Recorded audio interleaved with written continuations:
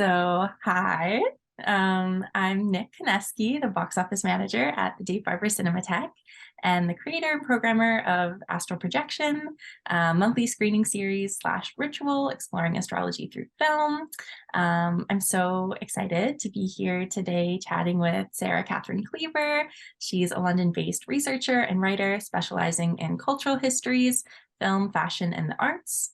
Cleaver also co-runs Zodiac Film Club, independently programming good-looking, rarely screened films featuring complex female characters, co-hosts the Projections podcast, a dialogue in film and psychoanalysis with Mary Wild, best podcast ever, side note, and curates Spilt Milk, an archive of female tears. And so today we're talking about the Taurus installment of Astral Projection, which is none other than Sofia Coppola's Marie Antoinette. So I just want to thank you for taking time to chat with me. And since it's an astral projection chat, I thought we could start by asking what's your sign or your big three if you want to share. Well, thank you so much for inviting me. I was very honored to receive your email. And I'm happy to share. I'm a Scorpio sun, Virgo moon, Capricorn rising.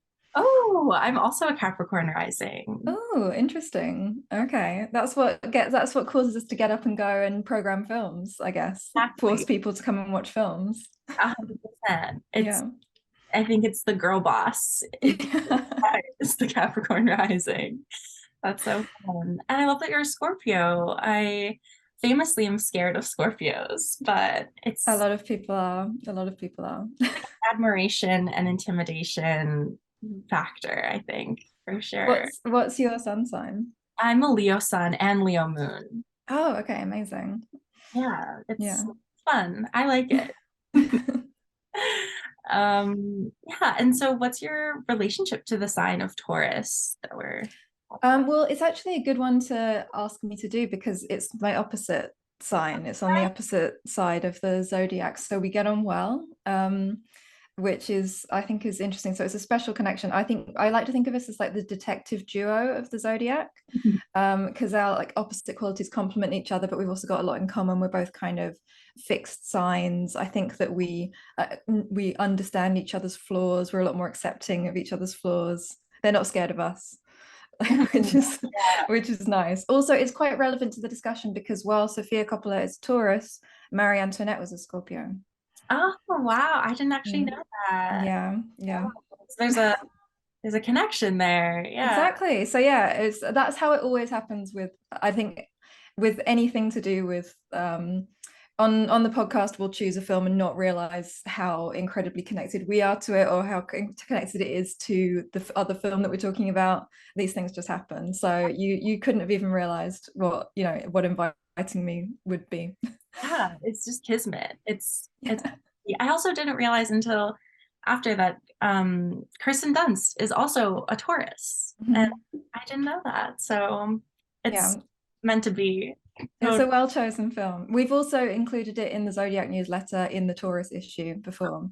it just So yeah, it couldn't be anything else. yeah, it had to be. I was sometimes I struggle a little bit or like take more time trying to figure out what the film's gonna be, but for this one is instant. It's like, no, it has to be real. Yeah.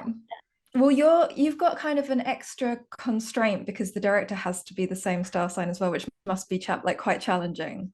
Yeah. So yeah, have you kind of mapped it all out the whole year, or I are have like you? a Yeah. huge Google Doc where I just slot in directors by zodiac sign. I have like a big database. So any film I come across, any director, I'm immediately Googling like when's their birthday and slotting Amazing. them in.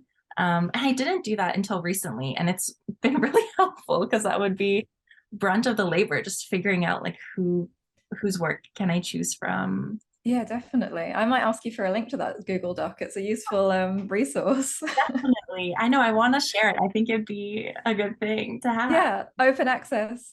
Yeah, exactly. Well, I love that connection to Taurus. I'm a big fan of the sign. I really just admire earth signs. They feel so Yeah. grounded in a way that I really envy and admire. I mean, I don't know anyone who doesn't like a Taurus. I mean, they're so likable. I think they're the most likable signs of the zodiac, really. Which Like, you know. kind of funny given the history of Marie Antoinette and Mm. it being really famously disliked, and obviously her being very famously disliked, but also the film when it came out, really mixed bag of reviews. What was your relationship to the film, and when did you first see it? What did you think? So I feel like I must have seen it when it came out. Is it 2006? Yeah. Mhm. I mean, that's a long time ago now, but I mean, yeah, I guess maybe not the best idea to premiere it at Cannes because, you know, they're a bit sensitive about the aristocracy. But then on the other hand, I was looking up other films that were booed at Cannes, and it's Wild at Heart, it's The House That Jack Built, it's Fire Walk with Me, Taxi Driver. Wow. So it's actually this incredible compliment. Like, it's sort of like, I think booing at Cannes is this kind of like ritual that, you know, that elevates a film above all other films. You know, So it's a positive thing, it's an even though honor. it's probably painful. Yeah, exactly. It's sort of, it's like an initiation. Like, you haven't really made a film until you've been booed at Cannes. So, you know, like, and it's actually quite a compliment that it was. But I think that when it came out, I didn't really know that I would want to work with film when I grew up, and so I wasn't aware of any of that. I wasn't aware of how you should, or like how you should receive films, or what was supposed to be good and what was supposed to be bad. So I was quite lucky that I was able to just receive it as just a teenage girl, you Mhm. know, which is like the best way to receive it, really. I mean, like, I'm always trying to get back to that teenage girl mentality when I'm viewing films, because I think that's the best person to be watching films.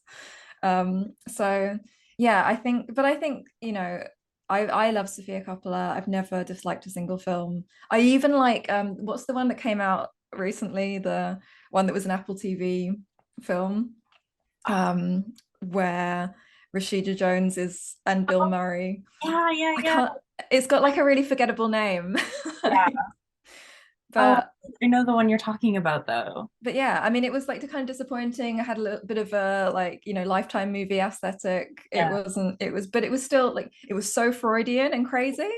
Like, I just, you know, I was like, this is amazing. Like, she continues to make amazing films even when they're, you know, even when they don't receive the best reviews. Mhm. So I think, you know, like, to I think that she's an autrice and she kind of builds these worlds, and to expect her to sort of focus on like worthy subjects or to be historically accurate is just to completely miss the point of her. Yeah, exactly. Yeah. It feels just really, just like you missed the whole point almost. Yeah, Yeah. Yeah. but And I like the way that she kind of elevates the teenage girl in, you know, yes, in her films. I think it's I appreciate people working on that subject. So yeah, I like her.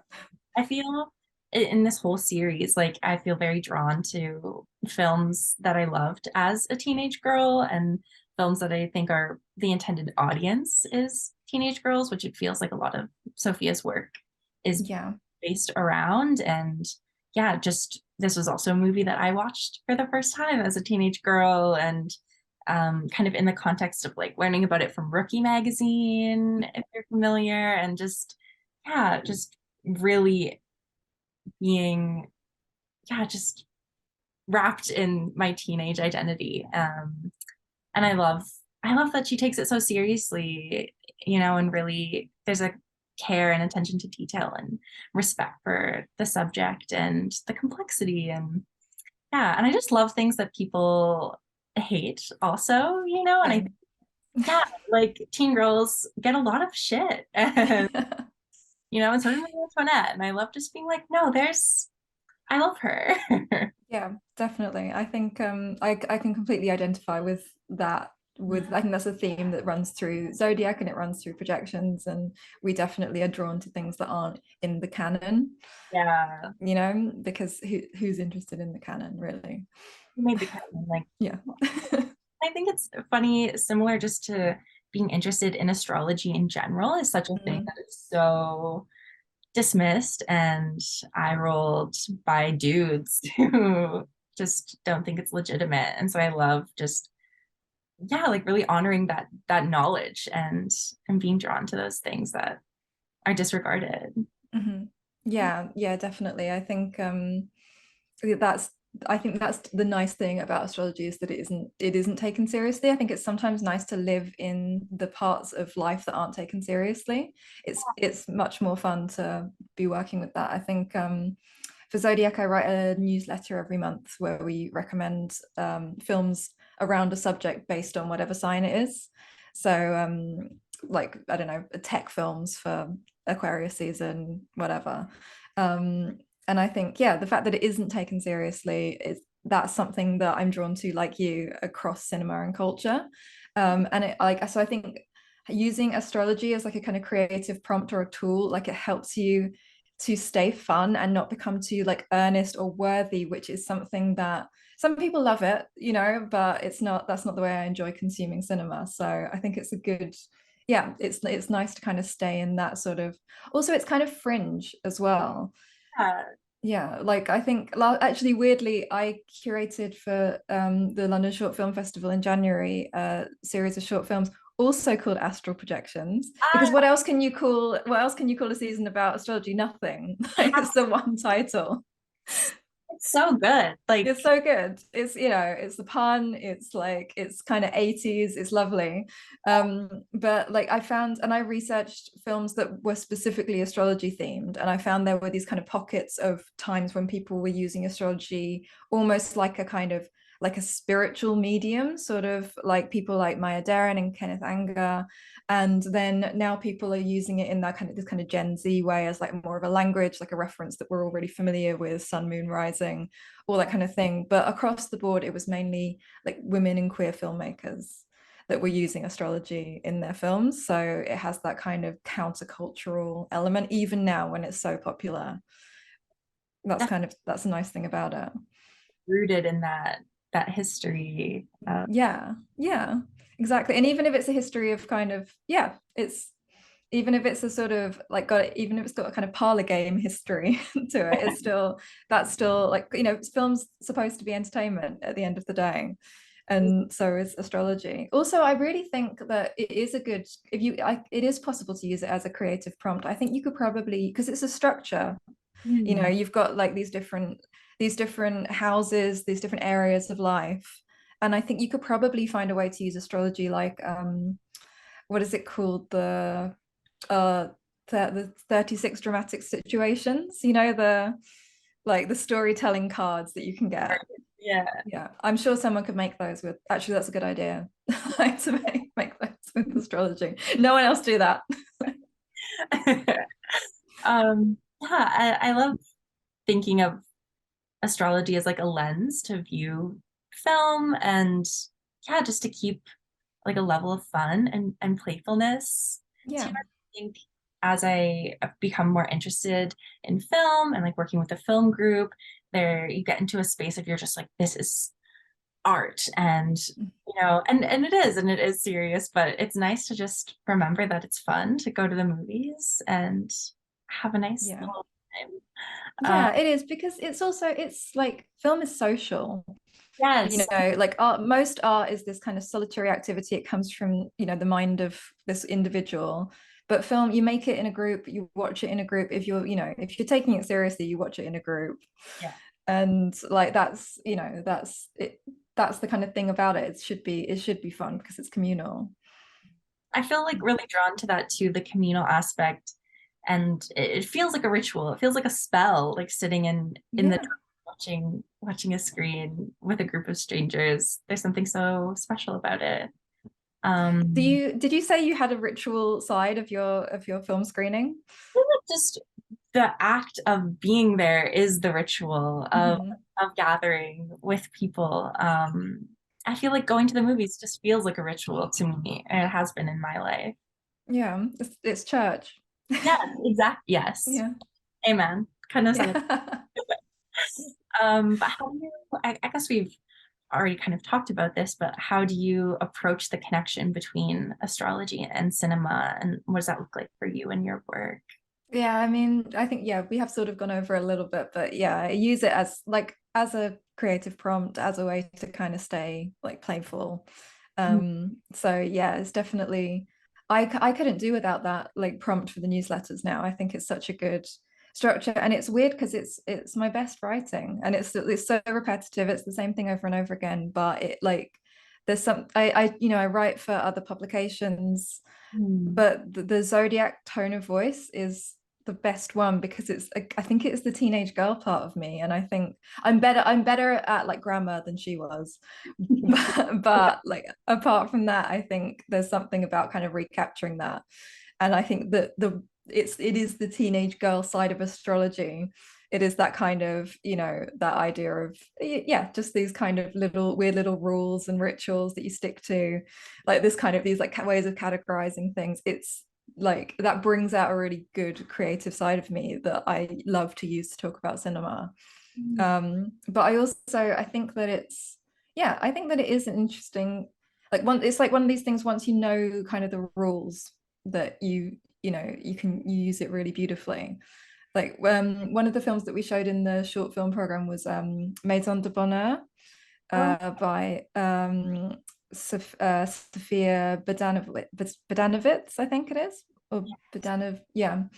And she it's like a film about like an 80-year-old astrologer living in Paris, which is this really lovely documentary. And there was a quote that like I saved because that Sophia wrote, and she was talking about, because she'd made that film and also a film about Hilma af Klint.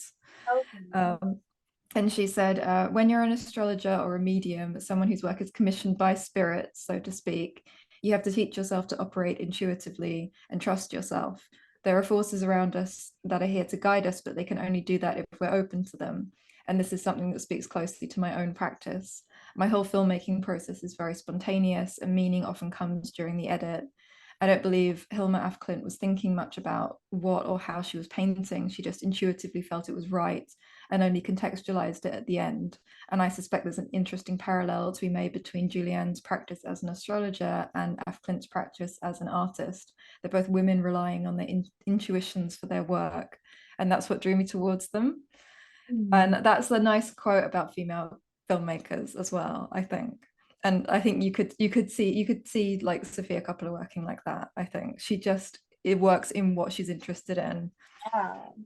and that's what she doesn't kind of try to justify or explain it afterwards. Yeah, just kind of like honoring what you're drawn to and like what you're guided by. Yeah. Really. I Oh wow. It feels really, I think what also got me interested in astrology and just like the occult is, and I think this really relates to the teenage girl of it all, but it's just feeling a sense of power existing inside of you. And kind of looking, I don't know, I went to Catholic school, so I feel like the line from Catholic school to the occult is just like a straight line as soon as I, it was so nice to, instead of looking outwards, just being like the universe is inside me, and like the power is inside you and you can channel it. And yeah, and trusting your intuition, and it's such a beautiful thing. I think it's an important, yeah, realization, just that sense of trusting your gut and yourself. Yeah, definitely. And definitely the opposite to the daddy in the Yes, sky, exactly. who I am also drawn to. Like there's two sides of the teenage girl, the witch and the one who wants daddy. Um, okay, well, I guess we only got like a little bit more time. I don't want to take Mhm. time. But I thought we could chat a little bit about how you see Taurus in the film, and kind of how you interpret it that way. Well, shopping, you know, it's not a secret that Tauruses love the material world and they're big shoppers. But I also think that we can learn a lot about like from Taurus and from Marie Antoinette and Sophia about kind of how to like materially create the world that you want to live in, which I think is this really kind of creative act. So I think that that's something that Sophia does, is that she creates like girl worlds, and like so many people across the world want to live in them. And like I think that's what Marie Antoinette is doing in the film. She's like creating this exterior to kind of bolster the interior, which I think is, can sometimes go wrong if you really are like empty or scared inside. Like that's when building a village in your back garden because you don't feel like you have enough like within. But I'm really interested in that at the moment, the idea of kind of not just living creatively, but like having a creative space, like, or like, you know, having this kind of, or like building an artist space, and to like think of your surroundings with the same kind of care and attention that you think that you put into your work. And I'm sorry, I'm really quotey today, but like it reminded me of this essay by Bell Hooks called, I think it's called Women Artists, the Creative Practice, or something like that. And she says, this is amazing bit where it starts, she says, I have always been a girl for fibers, for textiles, and for the feel of comforting cloth against my skin. When I have adorned myself just so, I am ready for the awesome task of just lingering, spending time, uninterrupted time with my thoughts, dreams, and intense yearning, often the kind that, like unrequited love, go unfulfilled. Lately, in the midst of that solitude, I find myself writing, spinning words together in my head so as not to lose or forget the insights, the sharp moments of clarity that come during this quiet time, that surface amid the luxurious smells of expensive French lemon verbena soap and fruity perfume, a book in my hand. And I love that idea of kind of building this, like, if as a creative, building this luxurious environment for yourself and treating yourself like royalty, like, which I think is kind of, I think people criticize Taurians and they criticize Marie Antoinette because they see them as materialistic and lazy. And it's easy to be jealous of people that are kind of building environments that like reflect their inner worlds in that way. But like, you know, but I think that like having that can really help you when you feel depleted. And like, let's not allow our anger at the elites to like make us deprive ourselves, you know, like Yes. we should be able to have beauty around us. I think it's a Nice thing thing. you can learn from the film. Yeah, that's so beautiful. There is something to be said about sanctuary and Yeah, I think that is what she's doing. Like in the film, you know, she's all alone, she's without her family, she's a kid, and she's, you know, like the only thing she can kind of, the only like comfort she can kind of have is like material comforts, any control which, she has over her environment are, yeah, the yeah, eating and buying and eating as well. That's such a Taurian thing, isn't it? I always associate Tauruses with pasta. Like, I don't know why. love, yeah, just luxury, just yeah. Um, Yeah. uh, yeah, I think for me, I really like think of Taurians, I think of just a level of taste that is immaculate and out of this world. And just so, yeah, just the attention to detail and the level of care.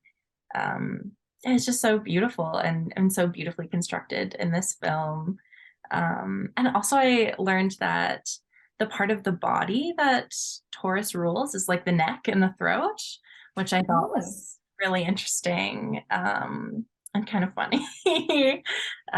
Considering, yeah, that's, yeah. yeah, that's so interesting. I did not think of that. Like, wow, oh God.